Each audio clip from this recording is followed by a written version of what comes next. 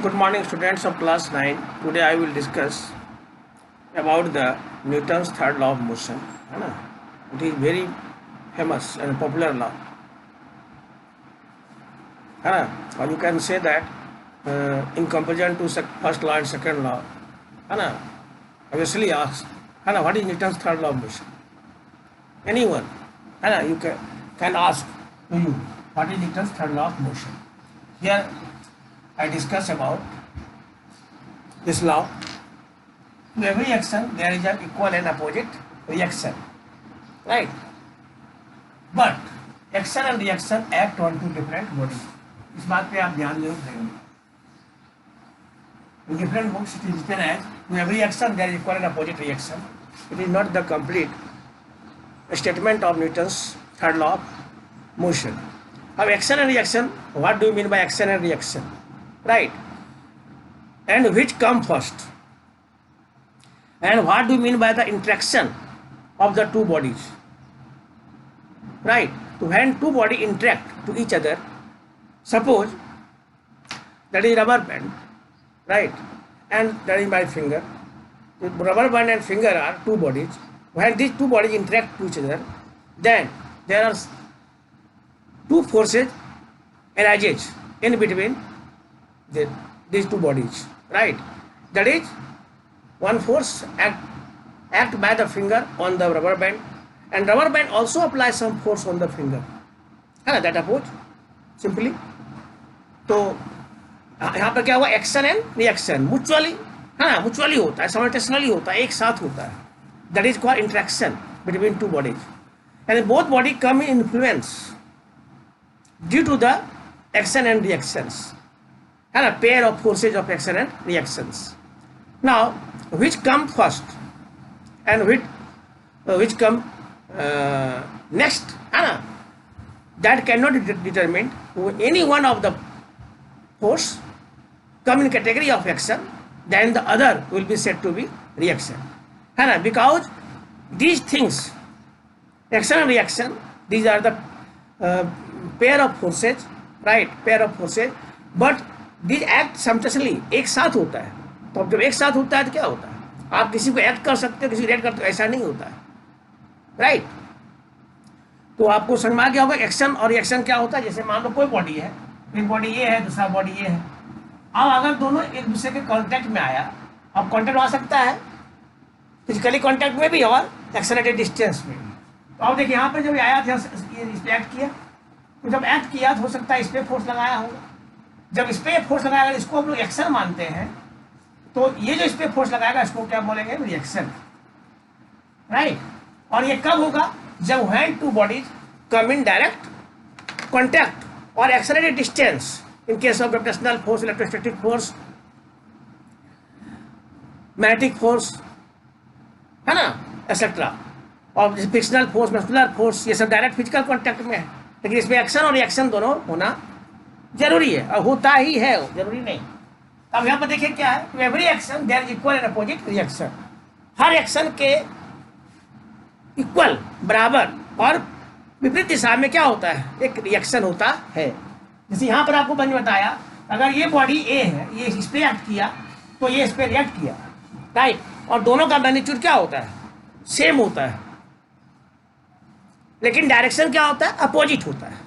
अब dear students, अगर हम केवल यही बच्चे को बता दें कि action and reaction are equal and opposite to each other, तो अब सोचिए इससे क्या होगा? क्या ये कंप्लीट है या नहीं? ये आपको जज करना है. मान लीजिए पेन है, राइट?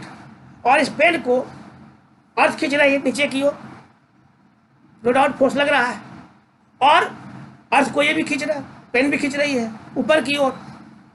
अगर दोनों बराबर होगा तो क्या होगा? पेन को रहना चाहिए नीचे, यहीं पर रहना चाहिए, है ना? जितना इधर खींच रहा है फोर्स, इधर नीचे लग रहा है, उतना ही फोर्स से ये भी इसको खींचेगा ही. एक्शन होगा तो रिएक्शन होगा, राइट? तो इस केस में क्या होना चाहिए? पेन को नीचे गिरना नहीं चाहिए, राइट? अगर आप किक करते हो फुटबॉल को तो क्या होता है? फुटबॉल फ्लाई ऑफ हो जाता है, बहुत दूर चला जाता है, राइट? तो आपने जब किक किया, अपने पैर से फुटबॉल पे एक्ट किया, मान लो उसको एक्शन मान लेते हैं, तो फुटबॉल रिएक्ट करेगा, नो डाउट. तो जब फुटबॉल रिएक्ट किया तो फिर तो बात बराबर हो गई. राइट। तो फुटबॉल के पोजीशन में भी कोई चेंजिंग नहीं होना चाहिए, राइट। तो अगर हम केवल ये बता दें बच्चे को कि to every action there is equal and opposite reaction, तो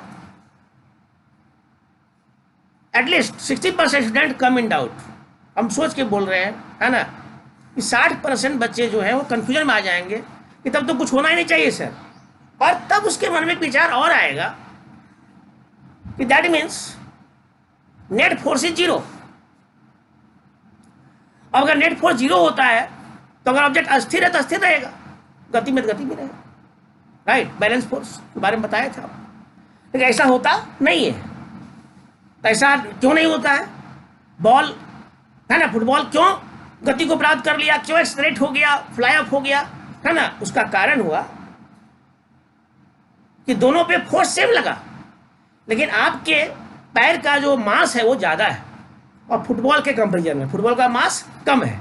तो अगर हम सेम फोर्स लगाते हैं, दो बॉडीज है और दोनों पे सेम फोर्स लग रहा है मान लो, तो क्या होता है, जिस बॉडी का फोर्स मास कम होता है वो बॉडी गति में आएगी, ज़्यादा अमाउंट से एक्सलेरेट होगा, और जो बॉडी जिस बॉडी का मास ज़्यादा होगा वो उसके कंपेरिजन में लेस अमाउंट में एक्सलेरेट होगा, राइट। तो ये आपका कंक्लूजन निकला।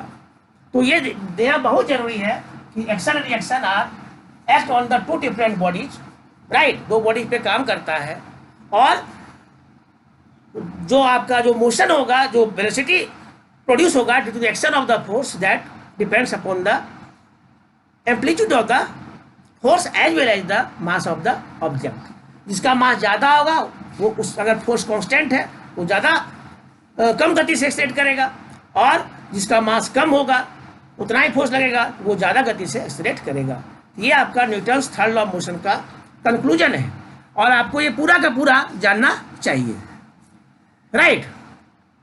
उसी तरह देखिए, आप जो गन से करते हैं बताएंगे, इसका भी निकालेंगे formula, required velocity of gun, right.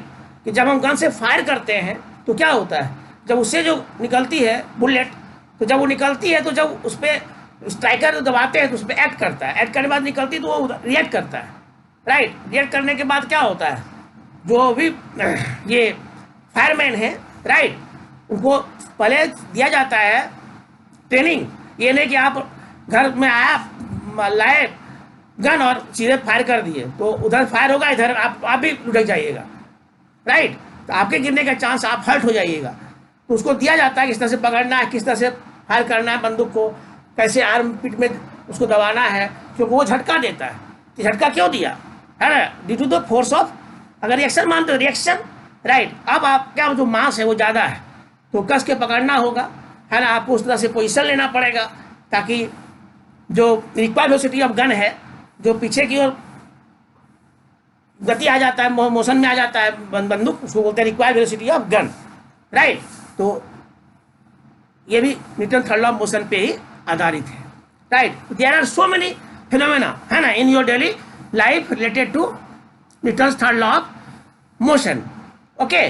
आप चल नहीं सकते हो, एक्शन रिएक्शन वहाँ भी होता है। आप चलते कैसे हो, जब अपने पैर को से अर्थ को क्या करते हो, पुश करते हो, दबाते हो, तो अर्थ रिएक्ट करता है। तो रिएक्ट करता है तो हम लोग को एक तरह से समझो कि बॉइंट फोर्स तरह का मिल गया फोर्स, तो हमें अपने पैर को उठाने में, ऊपर की राइज करने में या अगला कदम बढ़ाने में मदद मिलता है। अगर ये एक्शन रिएक्शन का फोर्स नहीं होता, अगर ये प्रोड्यूस नहीं होता, तो फ्रिक्शन तो छोड़ दीजिए, फ्रिक्शन का तो पहले बता चुके हैं, है ना। एक्शन रिएक्शन नहीं होता तो आप है ना सही से चल नहीं पाते, राइट, चल ही नहीं पाते, बैलेंस ही नहीं मिलता, राइट। तो ये आपका Newton's third law of motion से रिलेटेड टॉपिक है, इसको मैंने आपको समझा दिया, ओके।